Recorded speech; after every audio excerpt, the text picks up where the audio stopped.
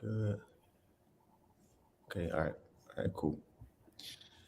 All right. Shalom. Shalom. Shalom. First and foremost, we want to give all praises, honor, and glory to Yahweh, Ba'ashem, Yahweh Shai, Ba'ashem Rakakwadash. Double honors to the apostles, and that was a great millstone. And peace and salutations to the elect. All right. This is GMS Dallas. El Yatazak is here at the top. And then I'm the brother Aina. And we're just going to continue on to finish out the book of First Samuel. Okay.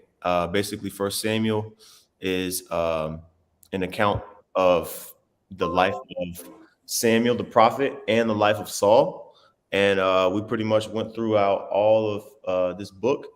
And we're going to actually continue on into the second book of Samuel. It's called Second Samuel. So it continues on in the history. And the reason why this is important is because it's not taught in our, in school. Like we learn Esau's history, self-proclaimed white man's history, but we don't learn our own history.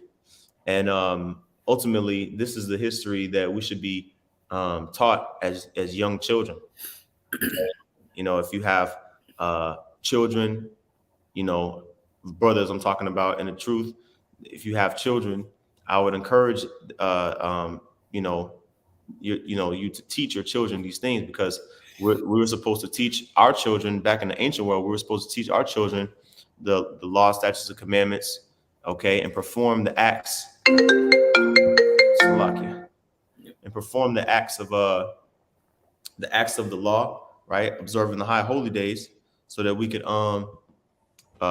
basically continue. I'll put my thing on do not disturb. Salakia is a Quan. It's all good. President must be calling me. All right, so anyway, let's continue on. Let's actually go ahead and finish out this chapter. It's a short chapter, but before we start, I wanted to make a note. The book of First Chronicles, right? Let's pull that up real quick. First Chronicles is a book that goes into the history of our people. And basically, when you go into the first 9 chapters of the book of Chronicles, it's pretty much entirely lineage and genealogies. Okay. And it talks about the genealogy of many important of our forefathers, up until that time. And basically, the book doesn't start from a historical context as far as a narrative perspective until chapter 10. And so I found it interesting that basically this chapter that we're going into now here in First Samuel is basically the beginning of the historical narrative context of First Chronicles. Okay, and it goes all the way throughout into Second Chronicles, all the way throughout to the carrying away of Babylon. But of course, you brothers can check this out on your own. But this is pretty much a parallel chapter, okay, to the chapter that we're reading today. So let's go ahead and get started. First Samuel chapter 31, verse 1. Okay, it says, "Now the Philistines fought against Israel, and the men of Israel fled from before the Philistines and fell down slain in Mount Gilboa." Okay, now let's pull up the map real quick. And basically, when we went into the lesson last week, we showed the valley of Jezreel right here, which was where the war between the Philistines and the Israelites were fought in Jezreel. Okay, the valley of Jezreel. And you can see here, and I know this is pixelated, but if you brothers, can see, you can see it says Mount Gilboa, which is basically, in the valley of Jezreel, you have Mount Gilboa, which is basically a in the same area, I'll say. All right. So continuing on, it says the men of Israel fled from before the Philistines, meaning they lost the battle, okay, and fell down slain in Mount Gilboa. Okay. And this isn't the first time that the Lord allowed the Philistines to triumph over Israel, man. The Lord basically allowed Israel to lose a battle when basically we were going off, when the Lord was not with us. Okay. And this is a part of our history that the Lord told us, if you don't follow, if you don't follow the Lord's commandments and his laws and his statutes, he's not going to be with you in war. Okay. And so in verse 2, it says, and the Philistines followed hard upon Saul and upon his sons, and the Philistines slew Jonathan and Abinadab and Malchishua, Saul's sons. Now, what it when Saul went to the witch to go get in contact with Samuel, what did Samuel tell him? Those sons are finna come sit by me. Y'all finna come sit by me. You know what I'm saying? Now, keep in mind, and we always want to go through this history, explaining the context, what was going on, and then also be able to show how these things are applying today in the spirit. You see, when you get into this book, 1 Samuel 31, going into 2 Samuel 1, it goes into that civil war amongst Israel. You see? Now, while Israel is fighting amongst each other, did our enemies stop and chill and was like, look, they got it? No. They jumped in too. Mm-hmm. The same thing happened in the day. Mm-hmm. You got the house of Saul today. You got the house of David today. Ain't nobody claiming to be the house of Saul. Right? Ain't nobody claiming to be the house of Saul. Look at this house of Saul up here, fool. No. Everybody want to be the house of David, but everybody ain't a part of that house. Yep. You see? Yep. Just you gonna see the difference between what did he say? He said it's better to obey than sacrifice. Yes. You see? So it's only one doctrine out there, and you can't change it up just because your pussy hurting. Man. I'm gonna say that again. Just because your box is itching don't mean you can change the doctrine. You see? The house of David is going to obey. The house of Saul is going to rebel. But they still are Israelites. And the Lord set those two houses up to clash for his purpose. Mm-hmm. Mm-hmm. But that's what I'm saying. You notice nobody wants to claim the house of Saul, even though the house of Saul is here running rampant through Israel. Yep. In Babylon showing y'all whole ass. But it's cool. It's cool. Our job is to point these things out and trust in the Lord for the rest. Yep. Let me pull up this. Miss you, brother. Man, Matthew 23, because basically the Pharisees, they were saying that that they were righteous unto themselves, right? And that couldn't have been anything farther from the truth. You know what I'm saying? This is Matthew chapter 23, verse 31. It says, wherefore, matter of fact, I'm sorry, let me start at verse 29. Matthew 23 and 29, it says, woe unto you, scribes and Pharisees, hypocrites, because you build the tombs of the prophets and garnish the sepulchres of the righteous, and say, if we had been in the days of our fathers, we would have not been partakers with them in the blood of the prophets. That's what I'm saying. Don't nobody want to be the house of Saul, bro. Don't nobody want to be the house of Saul. Don't nobody want to be the scribes and Pharisees, even though you got righteous ones and wicked ones. Yeah. You see? And you starting to see all these emotions spill out over YouTube. You know what I'm saying? We get caught up in it too. I ain't gonna lie. I ain't finna sit up here and act like these whole ass niggas don't be pissing me off. But at the end of the day, edification can come from it. You know what I'm saying? Yes. And if you can't find edification in what they're doing, just fall back and let the other brothers go in. Because you got to still stay in order. Yeah. You still got to stay in order. So when you see the actions of the house of Saul versus the actions of the house of David, you can see who it is based on the scriptures. Mm-hmm. You know what I'm saying? Just because you mad don't make you the house of David, bro. Man. Go ahead. Yep. It says, verse 30, it says, and say, if we had been in the days of our fathers, we would not have been partakers with them in the blood of the prophets. Man. So again, that says a lot, man, because people, you don't really know what you've done in the past, man. You know, like That's why we pray to Yahweh Shem Yahshua for mercy, you know. And as the elder said, you know, it was pretty evident from the persecution that Yahweh Shai was receiving from these men that they were persecutors of the prophets. Okay. It says, verse 31, wherefore be ye witnesses unto yourselves that ye are the children of them which killed the prophets. That's what I'm saying. That applies to somebody, man. Yep. That applies to somebody. Yep. You see? Now, you do have prophets of the house of David. You do have prophets of the house of Saul. But that's what I'm saying. The scriptures don't talk about the house of Saul standing stiffly. They talk about the house of David doing that. Mm-hmm. We done went through the history of how Saul dropped the ball every time he got a chance. Man. Throwing picks, fumbling on the goal line, just stupid shit. Yeah, kind of. Yep. You know what I'm saying? And that's what I'm saying. Every time he acted out, it was because he panicked instead of praying. These niggas haven't prayed to the Heavenly Father. You know what I'm saying? Come on, man. Bro, we know y'all. Well, a couple of you. You know what I'm saying? I don't know where the fuck you other niggas came from. Man. You know? Came with fucking Ninja Turtle ass prophets. You know, niggas came straight up out the sewage. Hey, talking about who gonna get destroyed and all that. But that's what I'm saying. That's what the house of Saul was doing with the house of David. They throwing javelins at us. You know what I'm saying? They throwing javelins at us. But it's cool. It's cool. Because at the end of the day, you can't do nothing against the truth. You can only do something for it. Go ahead, bro. Con, last verse 32, it says, fill ye up then the measure of your fathers.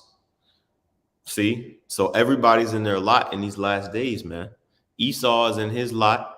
Okay, the 2/3 are in their lot. That's why the scriptures say, let the wicked be wicked still, let the filthy be filthy still, let the righteous be righteous still. The elect are in their allotted a position in these last days, man. Okay, that's right. I'm gonna pull this from the comment board. The brother Atazamon in Wisconsin. Shalom, Mark. All right, this is Matthew 7:15. It says, beware of false prophets, which come to you in sheep's clothing, but inwardly are ravening wolves. Ye shall know them by their fruit. Do men gather grapes of thorns and figs of thistles? Now, look at Mr. Mississippi, and look at his crew now.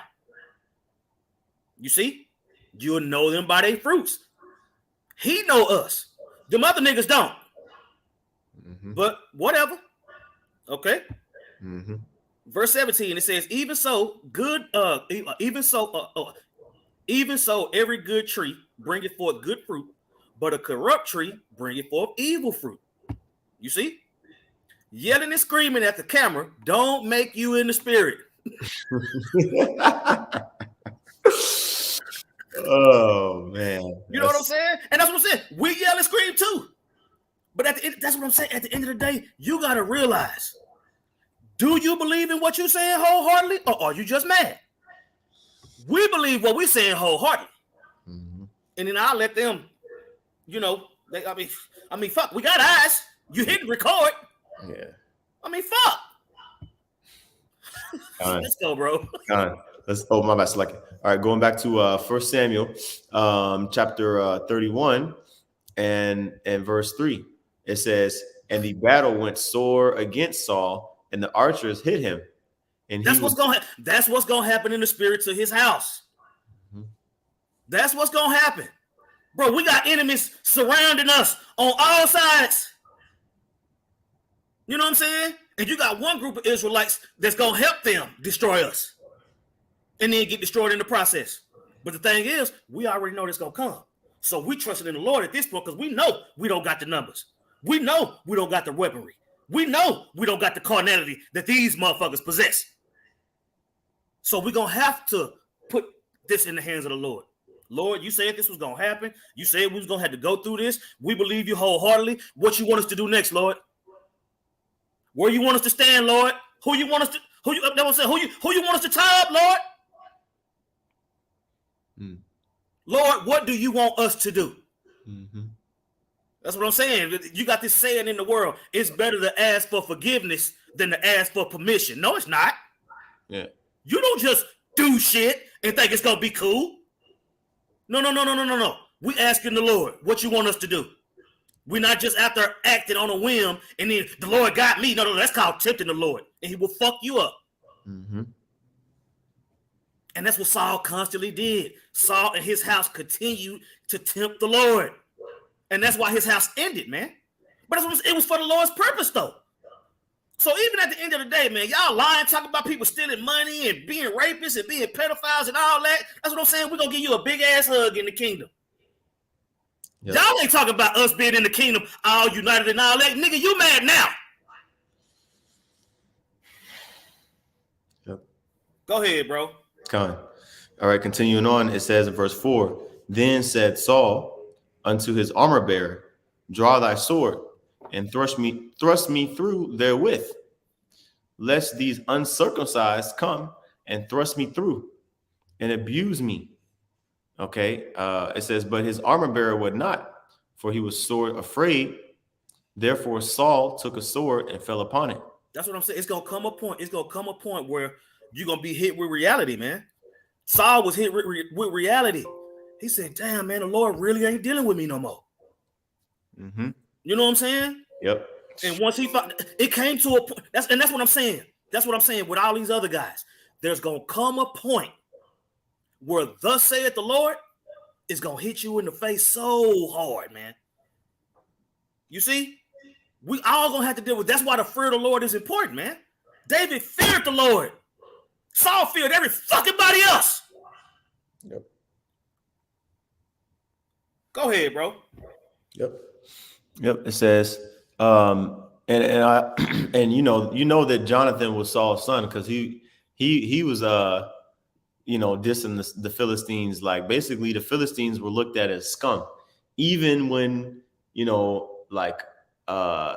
was pretty much dying from the hand of the Philistines. He looked at the Philistines like, man, fuck that. I ain't gonna let it be said that a Philistine killed me with a sword. Nah, hell no. I'm just gonna fall upon my own sword, And so even though Saul was, bugged out and getting judged, even to the hour of his death, he still understood that the heathen are beneath him, man.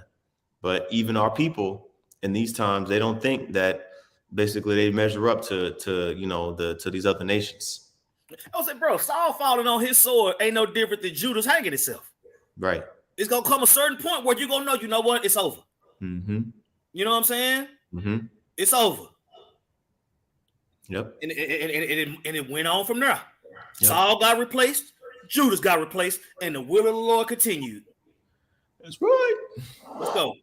All right. It says, verse 5, and when his armor bearer saw that Saul was dead, he fell likewise upon his sword and died with him. Oh, well, we can get that. The blind lead the blind. Both shall fall into the ditch. There you go. You know what I'm saying? Because that's the only reason why his armor bearer died, because he's following a demon, basically. Matthew 15 and 13, it says, but he answered and said, every plant which my heavenly Father hath not planted shall be rooted up.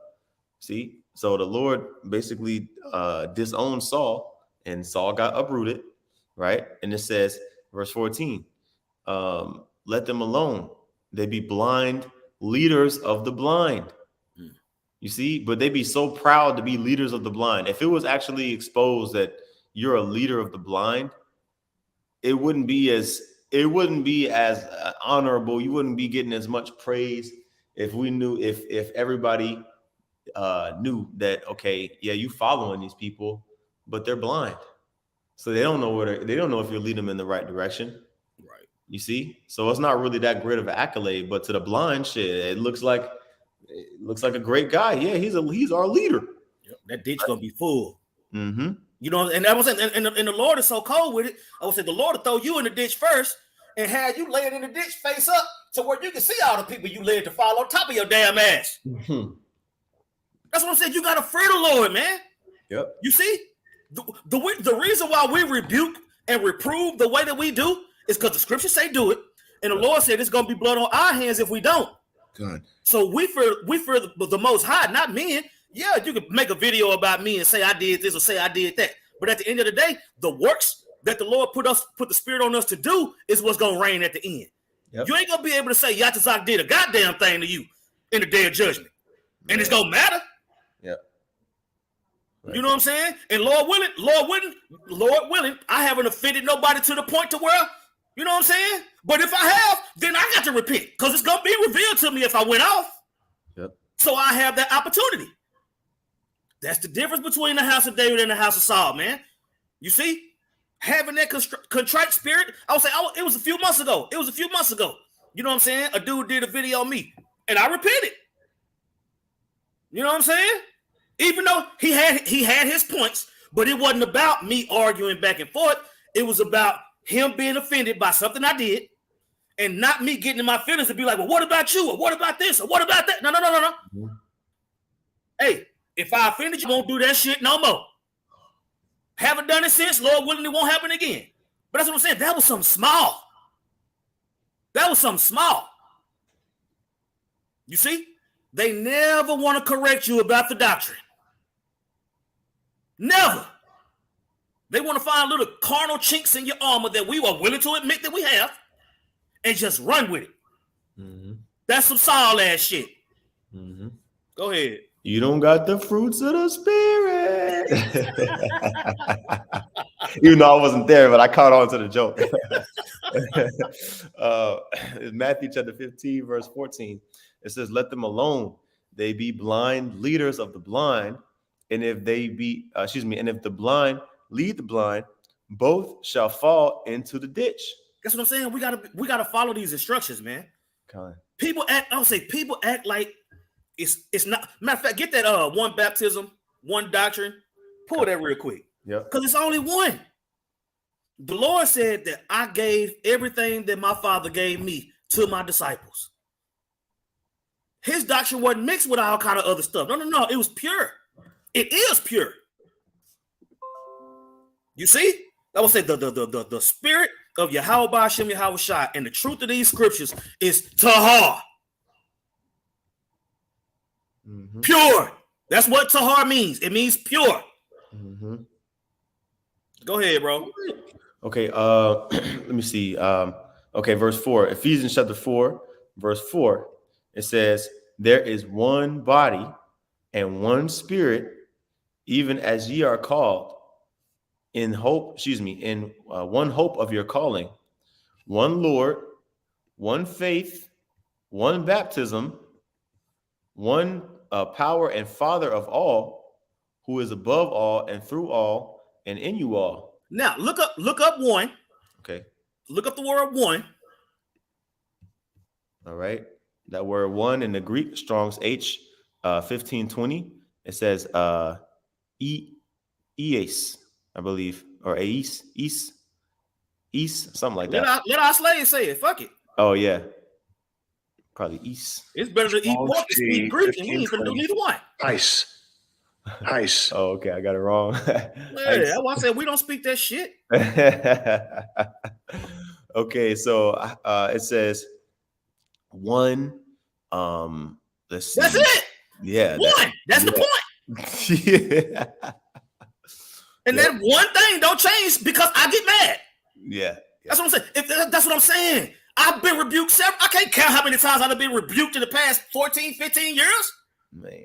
But that's what I'm saying. I wasn't perfect coming into this thing. So when you do go off and you reproved and rebuked about it, that gives you the opportunity to correct it and repent. God. That's what I'm saying. You don't get to just leave because you don't, bro. You was told that you was going off because you was. That's what I'm saying. Samuel told Saul that he was going off because Saul was going off. Yep. He wouldn't have told him that if he wasn't. Yep. That's what I'm saying. So when it come rebuking and back and forth and all that old shit, no. That's what I'm saying. A lot of you guys don't use the scriptures once you get mad. You throw it behind your back. You know what I'm saying? That's just like how a nigga getting his ass whooped in a fight. And all of a sudden he want to kick you in your nuts or gouge you in your eyes. First of all, we just boxing. How you gonna kick me? You can't kick a nigga in boxing. Man. But I guess if you getting your ass kicked enough, you'll bite a nigga ear off. Yep. That's what I'm saying. You resort to these low blows and slander and all this other stuff. Look, all we told you is that we ain't in the new covenant yet because Yahushua ain't back according to the scriptures. And look what it did to your ass. Look what it did to you. Turn your ass into a pumpkin at midnight. Man. Go ahead, bro. Con. Let me see. Actually, that was the point I believe you wanted in read verse 7. Yeah, okay, Con. Ephesians chapter 4, verse 7. But unto every one of us is given grace according to the measure of the gift of Mashiach. That's what I'm saying. The grace according to what was Yahushua gave us. Mm-hmm. You see? Here it is. Y'all out there changing the name, but you won't tell nobody what it is. Man. Right? That's what I'm saying. Grace? Grace? Really? We not under grace right now, bro? Okay. Fine. Go ahead. Yeah, Con. Verse 8, it says, wherefore he saith, when he ascended up on high, he led captivity captive and gave gifts unto men. That's what I'm saying. And those gifts that were given are for the congregation. You see? It wasn't given to us individually so we can destroy ourselves. No. Look, this is the Lord's program. Period, point blank. The sooner you can wrap your head around that, the better off you're gonna be. Con. Go ahead. Con. Do you want me to go back to that? That was it on that. Okay. All right, this is going back to 1 Samuel. Let me see here. 1 Samuel chapter 31 and verse 5. Okay, it says, and when his armor bearer saw that Saul was dead, he fell likewise upon his sword and died with him. So Saul died, and his 3 sons, and his armor bearer, and all his men that same day together. You see? That's what I'm saying. And all that came through disobedience and panic and being scared when the Lord told you he was with you. Yep. When Yahushua said that we was with him in the beginning and that he gonna be with us until the end, we believe it. Yep. That's right. Go ahead. Con. And if I may make a point, since we've finished that scene, it was spiritual how the Lord led David away from that battle so that David will be blameless and his men will be blameless in that scenario. They didn't have to, put forth their hands, because remember, Achish was going to go, have David basically and his men fight in the war with the Philistines against, and David was with it. It wasn't like, nah, those are my countrymen. And David was like, shit, fuck it. It even said it that David was like, shit. David was like you said, he was ready. Yep. Like it is what it is. Now he mentioned that he wasn't gonna do nothing to Saul, but he was willing to fight against his people. Mm-hmm. You see, and the Lord corrected. The Lord was like, nah, like you said, nah, Yep. Yep. You said you was gonna leave this in my hands. I would say, David, you said you was gonna leave this in my hands. It's in my hands. I'm gonna put you over here. Go ahead. Man, Con. Verse 7, it says, and when the men of Israel that were on the other side of the valley, okay, so let's go back to the map. We got to keep it spiritual. The other side of the valley, right? So this is the valley here. Okay. So the men of Israel that were on the other side of the valley, meaning to the right of the valley, okay, when they saw, it says, when the men of Israel that were on the other side of the valley, and they that were on the other side Jordan, also the other side Jordan, which is a common phrase, and the other side Jordan is talking about to the east of the Jordan River, which flows through the land of Israel. So you have, this is the, majority of the land, right? The northern and the southern kingdom. And then you have the Jordan River that flows through, flows through all the way through the land. This river here flows all the way through the land to the Salt Sea. Okay.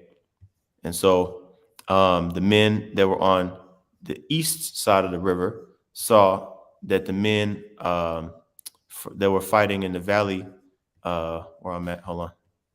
They were fighting in the valley were fleeing. Okay. Oh, here we go. Sorry, it was up here. When the men on the east side of the river saw that the men that were on the west side of the river coming out of the valley of Jezreel were fleeing eastward away from the Philistines who were coming and pushing them eastward. When the men over here in Gilead saw that the men of war of Israel were fleeing, right? This is what happened. It says, and that Saul and his sons were dead, they forsook the cities and fled, and the Philistines came and dwelt in them. So what ended up happening is, going back to the map, when these men over here on the east side of the Jordan River saw that the armies of Israel, because this was no small battle, this wasn't like a little tiny little skirmish, this was a big time battle, man. Okay, gotta remember, all of the kings of the Philistines gathered themselves together. You know what I'm saying? From Ziklag all the way up to Ashdod, Ashkelon, Joppa, right? They all met, and they came down and they fought here in the valley of Jezreel. Okay, and the Philistines prevailed, which caused the men that were dwelling in these cities on the east side of Jordan to flee their cities, to the point where the Philistines came in and inhabited those cities. So this was a lot of moving parts going on. Okay, and it says in verse 8, and it came to pass on the morrow, when the Philistines came to strip the slain, that they found Saul and his 3 sons fallen in Mount Gilboa. Okay, so going back to the valley of Jezreel, Mount Gilboa is over here. The ones that were coming to take the spoil, they saw Saul and they found Saul and his 3 sons. Okay, it says in verse 9, and they cut off his head and stripped off his armor and sent into the land of the Philistines round about to publish it in the house of their idols and among the people. And this is a judgment that basically this is a dishonorable death, and also what happens with your body can also be dishonorable. When you die, you just want to be buried. That's it. But not only did Saul fall by the sword, okay, he didn't get buried right the traditional way, and he got his head cut off, and they put his head and his body in the house of idols, the other nations, I'll say the Philistines specifically, right? And let me see here. I said, imagine what they would have done to him if he didn't kill himself. Man, you know what I'm saying? They did all that to a dead body. His spirit was back in the spirit world and everything, and they still went hard. Yep. Oh, I'm gonna get that the commentary that you wanted. Mm-hmm. Let me see here. So technically, at the end of the day, the Lord had mercy on Saul. You know what I'm saying? Yep. He didn't put him in the hands of the Philistines. Keep going. You got it. Kind. Yep. This is actually, let me not get too ahead of myself here. Because for all the things that Saul did, the Lord could have easily just let the Philistines have his way with him. Yep. You see? But at the end of the day, like King David said, Saul was his anointed. So the Lord looked out for him at the end of the day, which is more proof. You know what I'm saying? That you don't go to hell. You know what I'm saying? You do come back. The Lord is merciful. So you see all these different things. You know what I'm saying? The Lord didn't do nothing wrong. Saul kept fucking up. Mm-hmm. Go ahead. Okay. All right. This is a Bridgeway commentary. I'm going to read this here, this paragraph. It says, meanwhile, farther north, because we went into the last week in chapter 30, how David prevailed against the raided Amalekites and got the possessions back. That was farther south into the country. Okay. So this is going back to the battlefield north. Okay. That we just read. It says the battle between Israel and the Philistines was raging. Overcome by the attackers, the Israelites fled. Saul's sons were killed and Saul himself was wounded. Knowing the cruel and shameful treatment that he would receive if the enemy captured him, Saul took his own life. Okay, so that's what ended up happening. Saul took his own life. He fell on the sword. Okay, that's how he died. Okay, it says the enemy therefore dishonored his body, his dead body instead. Okay, yeah, getting your head cut off and put on a stake or whatever. That's like a very dishonorable. That's like. You know what I'm saying? That's like you bragging that you got somebody that you killed. So that's what happened to John. John the Baptist, man. Mm-hmm. They cut off his head, you know what I'm saying, and put it on a platter. You see what I'm saying? Come on, man. So that's dishonorable, you know. But even though John the Baptist was a righteous man, he had a death that, you know, basically showed how much these other nations hate us, man. And that's the thing. Esau, this nigga will tell you that just chopping your head off is an honorable death. You know what I'm saying? But when they chop your head off, they keep your organs. So even when a nigga try to say he doing something good, it's still messed up. You know what I'm saying? Like, bro, go ahead. Yeah, you're supposed to, if put the way to put somebody to death is stoning, really. You know what I'm saying? Like that's how the Lord did it. You stone somebody. You know what I'm saying? Set them in their own grave. You know? But anyway, it says, which I don't know which one's worse, but you know, that's how we did it. You know what I'm saying? That's how the Lord told us to do it. No, all right. Look, even if you hang somebody, you don't leave a fucking body up there. Yeah, exactly. That's what I'm saying. It's order even when it comes to putting somebody to death. Yep. It's order to everything, man. Kind. Go ahead. Kind. It says, knowing the cruel, oh, actually, I read that already. It says, the enemy therefore dishonored his dead body instead, but the men of Jabesh Gilead, remembering that Saul had once saved them from shameful treatment by their enemies, rescued his body and gave him an honorable burial. That's what I'm saying. So some of his good works end up helping him out in the end. Yep. You see, that work that he did based on these brothers right here, he ended up getting a proper burial. Why? Because he's the Lord's anointed. He wasn't just going to leave him out there like that. Yep. He didn't put him in the hands of the Philistines. He didn't let them completely destroy him. Yep. And that's what the same thing is going to happen with his house. The 2/3 go come back. Yep. That's right. Go ahead. Yep. It's going to be order. Okay. Verse 12. It says, oh, I'm sorry, verse 11. I skipped it. Verse 10, actually. It's lucky. All right. It says, 1 Samuel 31:10, and they put his armor in the house of Ashtaroth, okay, which is modern day Semiramis, which is modern day Virgin Mary. Okay. Mm-hmm. And they put his armor in the house of Ashtaroth, and they fastened his body to the wall of Bethshan. Look up the word fastened. Okay. Word fastened is Strong's H 8628. The Kwai.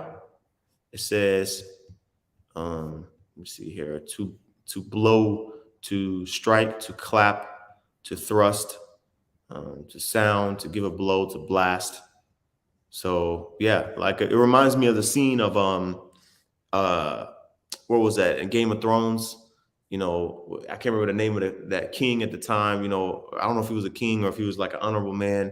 You know, at the end of season 1, he ended up getting his head chopped off. Ned Stark. Yeah, Ned Stark. Yeah, I really liked him. I was like, damn, they killed that man. You know, he basically, in the beginning of season 2, you know what I'm saying? Like they showed like basically his head on a stake, like on a wall, mm-hmm. You know what I'm saying, as public display, but it was a dishonorable thing, you know? So they basically fastened his head, you know what I'm saying, to a spear and put it on the wall. Now think about this. Did not Saul try to do that to David? He tried to fasten David to the wall with that javelin. Man, yep. Thrust him through and try to thrust him through. I wonder if that's what I'm saying. David's spirit was still in his body when Saul tried to pull that. Mm-hmm. That's what Saul's spirit is already gone. He's sitting with Samuel. You know? Mm-hmm. So that's what I'm saying. A whole lot of things that Saul did came back, good and bad. Man, yep. You know? Yep. Go ahead. Kind of says, all the valiant men arose and went all night and took the body of Saul and the bodies of his sons from the wall of Bethshan. You know, it says, and went and came to Jabesh and burnt them there. Okay, so they took the bodies of Saul's sons, and Saul himself off the wall. You know what I'm saying? of Bashan, which is a Philistine, territory at the time. And they took them back to their city and burnt their bodies, you know what I'm saying? Back in Jabesh Gilead. It says, and they took their bones and buried them under a tree at Jabesh and fasted 7 days. You see? So those men, those were not men of Belial. Those were righteous men, because even though Saul was deemed, in general, a man that did evil in the sight of the Most High, there were certain things that Saul did in his life that were righteous, and one of those things was, basically one of his first acts as king when it comes to a military campaign. Basically he defended that city, Jabesh Gilead, from the heathen, and those men that were still alive, they remembered that, so that's why they did that, And that's what I said. The scriptures talk about you not being buried and not being mourned. Yes, that didn't happen to Saul. Here you go, right here. They buried his bones. They rescued his body. They buried his bones. They fasted 7 days to mourn him. Mm-hmm. You see? See, man, y'all gonna quit playing with the Lord's mercy, man. I would say, even though Saul went off, the Lord still had mercy because that's his people. That's his chosen, man. You see? So we fine. We get it. We got to argue on this go round. Guess what? Spiritual Dukes is up. Mm-hmm. You know what I'm saying? And at the end of the day, we'll say like David told Saul, look, at the end of the day, the Lord gonna judge both of us. You see? The Lord gonna judge both of us. That's just the way it's set up. I don't know how else to tell you, but everybody think they right. Yep. Everybody think they right, but it's not based on faith though. You see?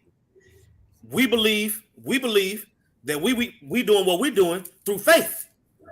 You see? And it's clear that everybody else is doing what they doing off envy and strife and anger and hurt and pissed offness. Mm-hmm. You see? Because shit, you wasn't on fire like this your last 4-5 years in the camp. You started out strong, but that's what I'm saying. You started to get weaker and weaker and weaker. And now look what you're surrounded by. Yeah, now look what you're surrounded by.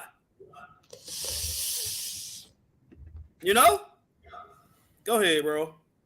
Con, yep. Yeah, I found it pretty interesting how they fasted 7 days, over Saul's death, again, showing that respect, that they had, for Saul. And, even like, what I'm saying, like, if some, some people, that we may have butt heads with in the past, what I'm saying, that, they once were with us, if something crazy happened to them, what I'm saying, like, we're not always just going to be jumping and shouting for joy. What I'm saying? Like sometimes that's not the spirit to be in. When what I'm saying, like you had, for example, when people thought that, High Priest Ariah, something happened to him, you had individuals, they wasn't lamenting, they wasn't mourning, they wasn't showing any sort of lamentation, and that's not the spirit to be in, man, and so, just keeping that in mind, like, it's not always, I mean, the scriptures say that the angels rejoice when one comes to repentance. So when one gets put to death, because of their wickedness, I mean, yeah, it's better than them staying alive, but really, it's still a sense of, you kind of wish that they didn't have to go through that, But and anyway, that's another thing. You see, when you see these guys after the Lord take the spirit off of them, you are like, oh shit. Yeah. You know what I'm saying? You are taken aback by it. Yeah. Because you remember when you met these brothers. You remember when you spent time with them. You remember fellowship and bringing it out, drinking with them and playing dominoes and all that shit. Yeah. Right? You remember all that. Now all of a sudden you the worst thing going because he fucked up. But whatever. Whatever, man. A man that can't hold himself accountable, a man that can't look himself in the mirror, examine thyself. Mm-hmm. After you get reproved and rebuked, that's when you examine yourself. And you come to the conclusion, okay, well, I don't need to do that no more. Or I don't want to feel that heat no more. You know what I'm saying? The fear of the Lord is increased through reproof and rebuke. God. And a man that can't be reproved or rebuked, that's what I'm saying. That's a man that ain't gonna make it. But that's what the scripture said. That ain't my opinion. That's the truth. Go ahead. I got precept. Hebrews chapter 4, verse 1. It says, "Let us therefore fear, okay, lest a promise being left us of entering into his rest, any of you should seem to come short of it."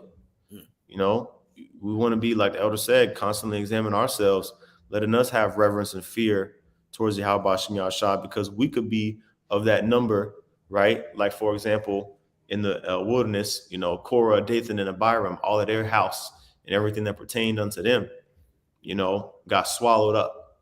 You don't think that struck fear in the hearts of the others that said, damn, that could have been us, if we were deceived by Korah's, swindling words, saying, hey, I'm on Moses' level too. We don't only gotta, what's up with this Moses? Why y'all worshiping Moses so much? We just the Spirit of the Lord dealing with us, on a level, dealing with us on a higher level. It's like people don't take into account, what could happen to them when they make those accusations, man. Right. So we all should be fearing, because a lot of judgment is going out right now. Okay. So we're gonna kind of flow through this 2 Samuel chapter 1. It's a little longer, but it's more narrative. So I'm gonna just go ahead and read a few verses. This is 1 Samuel chapter 1, verse 1. It's cool if we don't get it all in this one sitting. We can just pick it up. Yeah, because it's kind of like half. It's kind of like split in half. So we'll get it. Right. We'll get like half of it. At least it says, now it came to pass after the death of Saul, when David was returned from the slaughter of the Amalekites, because we got to remember back what happened in chapter 30 of 1 Samuel. The Lord delivered the Amalekites into David's hands. Okay, and he was able to recover all of that which he lost. And it says, when David returned from the slaughter of the Amalekites, and David had abode 2 days in Ziklag, right? So he had just got done, dealing with this stuff. And see, a lot of times, man, stuff may be happening back to back in our lives, and we may be wary, like, damn, like, hold on, okay, I just got done celebrating a victory 2 days ago. Now, on Saturday, I caught a W, right? And then Monday to come around, and it's like another issue comes up. Like, damn, you don't even get the chance to really enjoy that, like, what I'm saying, that victory. And, right. And so it says in verse 2, and it came to pass on the third day that, behold, a man came out of the camp from Saul with his clothes rent and earth upon his head. And so it was, when he came to David, that he fell to the earth and did obeisance. Okay. And so it says in verse 3, and David said unto him, from whence comest thou? Right. So David saw this random, dude come from the camp of Saul with, dust on his head. He was obviously lamenting, what I'm saying? It says in verse 3, and he said unto him, out of the camp of Israel am I escaped. Okay. And it says in verse 4, and David said unto him, how went the matter? Right? Because David, he was going to fight in that war. So David wanted to know, like, what happened? Who won? Like, it says in the middle of verse 4, I pray thee, tell me. And he answered that the people are fled from the battle, and many of the people also are fallen and dead. And Saul and Jonathan, his son, are dead also. You see? So this is the report that that the man that fled out of the camp of Israel gave David. It says in verse 5, and David said unto the young man that told him, how knowest thou that Saul and Jonathan, his son, be dead? Right? It says in verse 6, and the young man told him that said, as I happened by chance upon Mount Gilboa, behold, Saul leaned upon his spear, and lo, the chariots and horsemen followed hard after him. Okay. And by the way, basically to clear it up for you brothers, what this young man is saying, he wasn't telling the truth to David, but we're going to expound on that. Just letting y'all know that this was basically a lie that he told David, right? So I'll read verse 6 again. It says, and the young man that told him said, as I happened by chance upon Mount Gilboa, behold, Saul leaned upon his spear, and lo, the chariots and horsemen followed hard after him. And when he looked behind him, he saw me and called unto me. And I answered, here am I. And he said unto me, who art thou?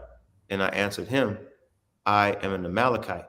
Now, this was true. The young man, he was an Amalekite, which is an Edomite of the tribe of Amalek. Okay, but this scenario didn't play out in reality.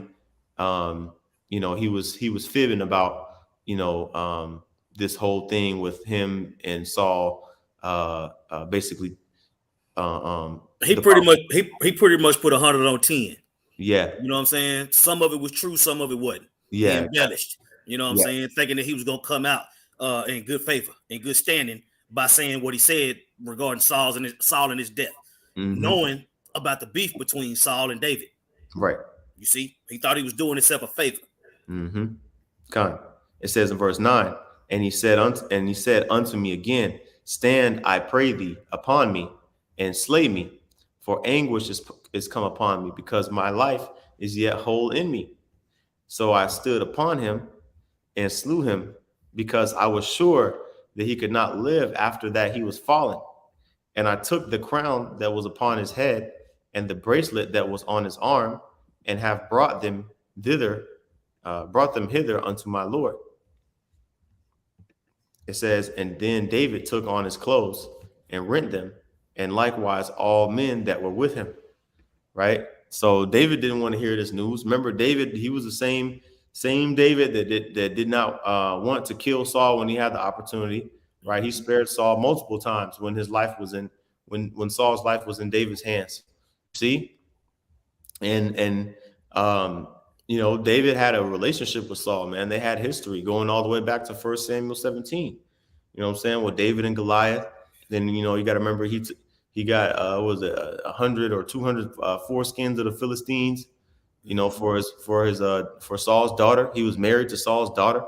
He was best friends with Saul's son, Jonathan. Right. So David didn't want to hear that Saul was dead. Okay. And he believed, what the Amalekite told him.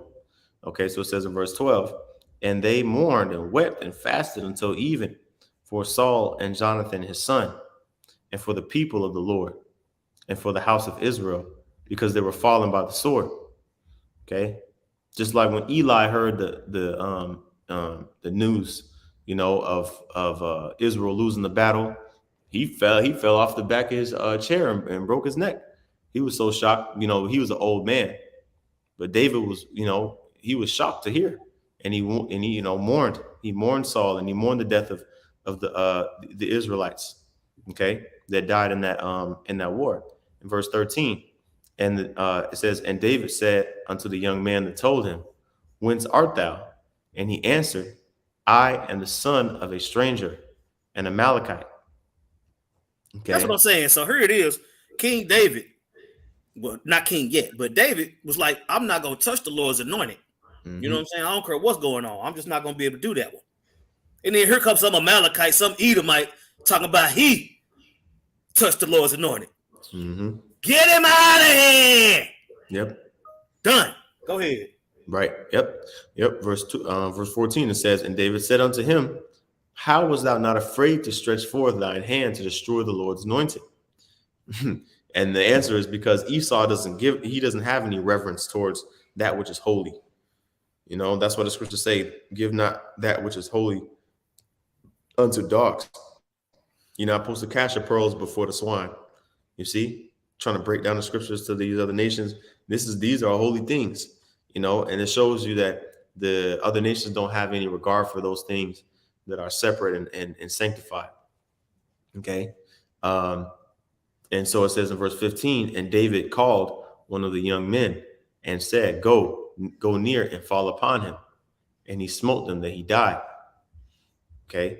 So that dude got himself killed by telling that story. Okay. That Amalekite talking about. It says in verse 16, and David said unto him, thy blood be upon thy head, and for thy mouth hath testified against thee, saying, I have slain the Lord's anointed. Even though he actually didn't.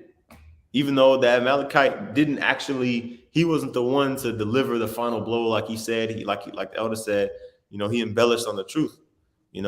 Yeah, Saul died, but he wasn't the one to kill him. But he went back to David and told him that he did, so he could try to get some type of reward or some type of clout. And he was like, look, these are his bracelets. This is his stuff. Look, see, I didn't know what to do, thinking that David was just some wicked man that wanted Saul dead. That's what everybody else thought, because they didn't know David. That's fast forward to today. That's the same thing they think about us, because we reprove and we rebuke. They think that we hate them. No. Get Romans 11:28 real quick. Okay. I would say this is the Lord's program. And that's what I'm saying. When you go out throughout our history, Israel was always fighting amongst Israel. Why? Because we went off as the sons of God. We got cursed. Right? We got delivered out of Egypt. We made the covenant. We broke it. You remember Israel fighting against Benjamin? You remember the kingdom of Israel being rent into two separate kingdoms? Like, nigga, it makes sense that we arguing now. Ain't nothing new under the sun. Man. That's what, but through the spirit and power of Yahweh Shem Yahushua, we understand that. The people that we arguing with don't. And it's all good. I'll be right back, bro. Fine. Yep, I'm going to get this. Romans chapter 11, verse 28. It says, as concerning the gospel, they are enemies for your sakes. Okay? So we're just experiencing this thing as characters in the story, man. You have antagonists, which are the bad guys, and you have the protagonists, which are the good guys of the story. Okay? And so concerning the good news, concerning the good news of our salvation, they are the protagonists. They are the enemies for the sake of the elect, basically having to be able to continually push out that word. Okay, and you're going to have other individuals that are going to be opposing that, right? Antichrist, anti-Messiah energy, right? Opposing the doctrine of Yahweh Shai. Okay, but that keeps the movie going. That keeps that constant energy flowing, and that encourages us to put out more videos, to go harder when we see these other people going off. Okay, we see things that are happening in wickedness, where Esau's continuing forth his agenda, right? That makes us go harder for the truth, right? It says, but as touching the election, they are beloved for the Father's sakes. Okay, so the elect are loved, man. The elect, even though they're hated in the amongst the world, okay, we are loved, man. Okay, as a body, and ultimately the whole nation of Israel, when everything's set up properly and in order, then hey, the house of Saul, right, and the house of David, we all going to be under the new covenant. Okay, talking about in the kingdom. But as of right now, there is that friction, and we are enemies to the wicked.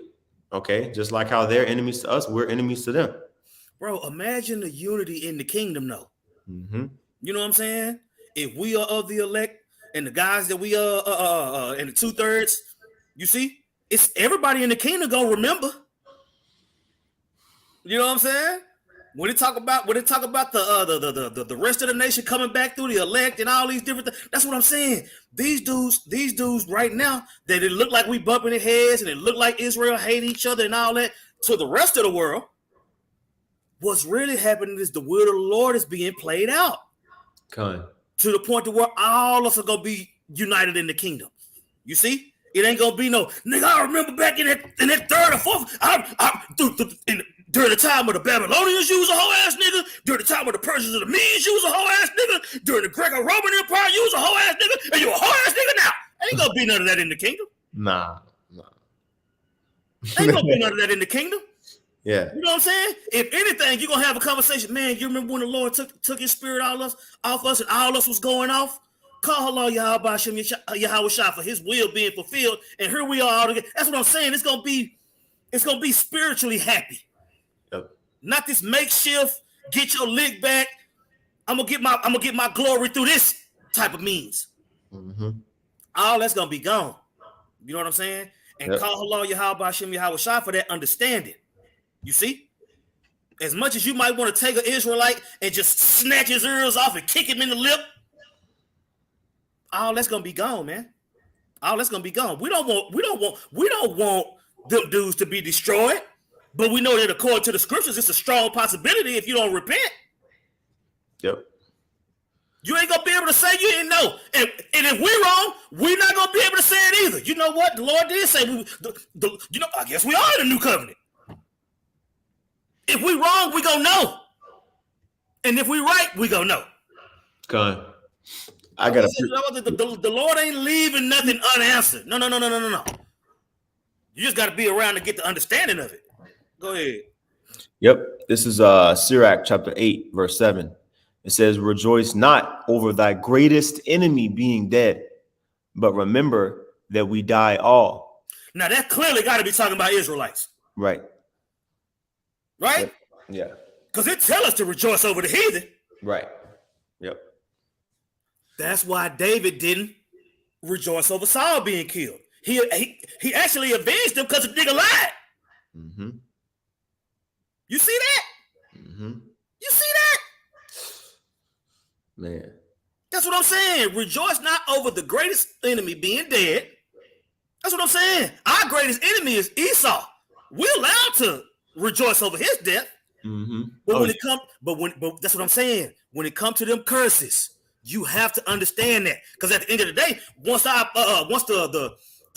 Deuteronomy 28, 1 through 14 come to play, ain't gonna be no more death. We're not gonna die no more. So what is this talking about? Under the curses, we all died until Yahushua did what he did and conquered death. That's right. You see? So that's what I'm saying. When the news came out about Elder High Priest Ariah, you had men that paid reverence and you had men that took shots. Israelites that took shots. Yep. But read it again, bro. Come on. Sirach chapter 8, verse 7, it says, rejoice not over thy greatest enemy being dead, but remember that we die all. Come on now. And the way that Sakari took their shots at the elder high priest, how was he your enemy? You know what I'm saying? Nigga, you wasn't even born. But you got your chest out with your ponytail hanging. Like, come on, bro. Clearly don't understand the scriptures. Go ahead to the next one. Yep. Do you want me to go back to that Romans? Do you want any more in that Romans 11? Oh, no, that was it. I heard you break it down. Okay. Do we have any on the comment board that you wanted to get? That was all I pretty much had. Was that main point of just the fact that David didn't, he didn't just jump for joy, man, when he found out, that Saul was dead, man. And guess what? Saul wanted him dead. Everybody knew that Saul wanted David dead, to the point where they was telling on David about to Saul about David's whereabouts, just in hopes that they make get on Saul's good side. You know what I'm saying? And then when David found out that Saul was dead, he didn't rejoice.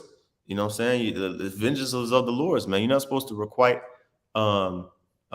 evil towards your neighbor, man. Like that's the fulfillment of love your neighbor as yourself. Okay, you're not talking about your next door Moabite neighbor, you know what I'm saying, or your next door Edomite neighbor that you have that lives next door to you. No, it's talking about your kinsmen according to the flesh, And so, and another thing people fail to realize, it never said in the scriptures that Saul treated Israel like shit. Right. That's why so many people loved him. He had a problem with David. Right. You know what I'm saying? He didn't take out how he felt about David out on the nation. No. He had his beef with David, and that was the end of it. But as far as fighting for Israel and being cool with the people and all that type of stuff, you know what I'm saying? He was amongst the prophets at one point. Mm-hmm. He got works. You know what I'm saying? But he didn't trust in the Lord fully. Right. That's the difference. You know what I'm saying? Bro, saying that we already in a new covenant is basically saying you don't trust the Lord. Yep. Think about that. We already in a new covenant. Right? Yep. We already in a new covenant. No. The Lord said he got a certain point of time set up to where he's gonna come back. And he don't even know it. Yep. You see? Your timeline is off because your coochie hurting. Man. Yep. Sitting on the block with an itchy ass coochie talking shit. It's all good though. It's all good. I hope y'all mad. You gonna do what you in your lot to do. We gonna do what we in our lot to do. And at the end, Yahweh Shai is gonna be the judge. You got something else? No, Zaquan, that's it. That's all I got. You know, because this chapter we can all just kind of continue. Oh, can you hear me? Yeah. Can you hear me? Okay, yep. Yeah. Now I was gonna say, we can just continue this second half of this chapter on the next lesson. Okay, come on, that's what's up. All right. Well, hey, Lord willing, that was edifying. With that, we want to give all praises to Yahweh, Bahashem, Yahweh Shai, Bahashem, Rachahak Wadash. Double honors to the apostles and elders at Great Millstone. Peace and blessings to the Akim teaching about the mind wide mop. That's in sincerity and truth. Look, more spirit, less flesh. If you can't pull no edification out of it, don't even bother, man. You know what I'm saying? Because going back and forth, it's all about the doctrine. It's not about our feelings. You know what I'm saying? You can not like us all you want to, and we can not like you. The will of the Lord is going to be fulfilled. That's right. You see? So think more spiritual. When it comes to these guys and all these other versions of the truth, it's only one. It's only one that's going to get you out of here. But several will get your ass fucked up. Yep. Keep that in mind, man. Keep that in mind. Teach this truth. Chips gonna fall where they may when we trust in the Lord, man. You see? David trusted the Lord. Saul didn't. Both spirits are here today. Shalom. Shalom.